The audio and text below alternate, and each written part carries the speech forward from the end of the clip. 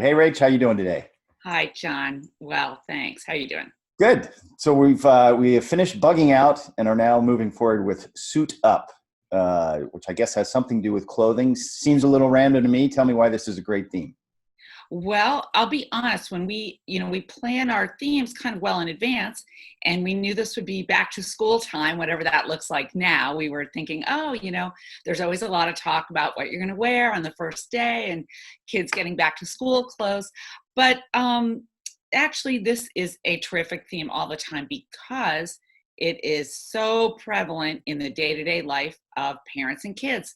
Lots of our interactions are about clothing. So this is a chance to elevate those daily interactions. Got it. All right. Well, that certainly makes sense. How about some books to highlight?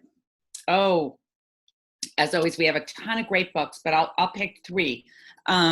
One is a book of poems called Button Up, and each of the 15 poems is told from the point of view of an article of clothing.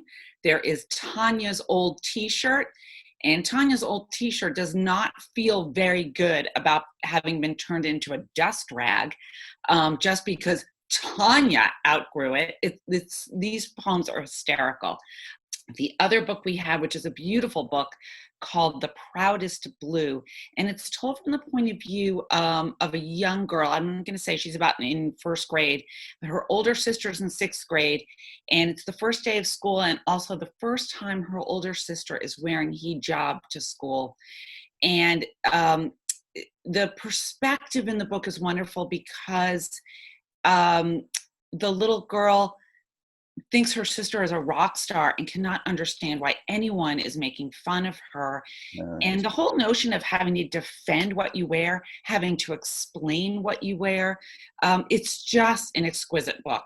And the last book I'll talk about is a Turkish folk tale. It's called The Hungry Coat. And it features a famous Turkish folk hero, Nasrattin, who's like always a wonderful guy, does a lot of charitable stuff.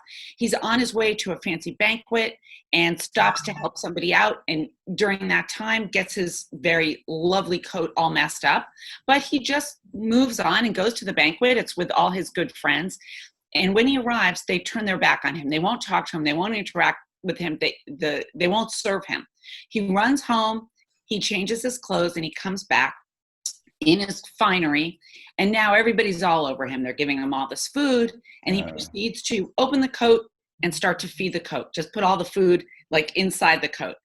And people are saying, well, what's going on? What's going on? And he said, well, clearly you invited my coat and not me, because I'm the same fellow both times, but you wouldn't talk to me. So it's a terrific book.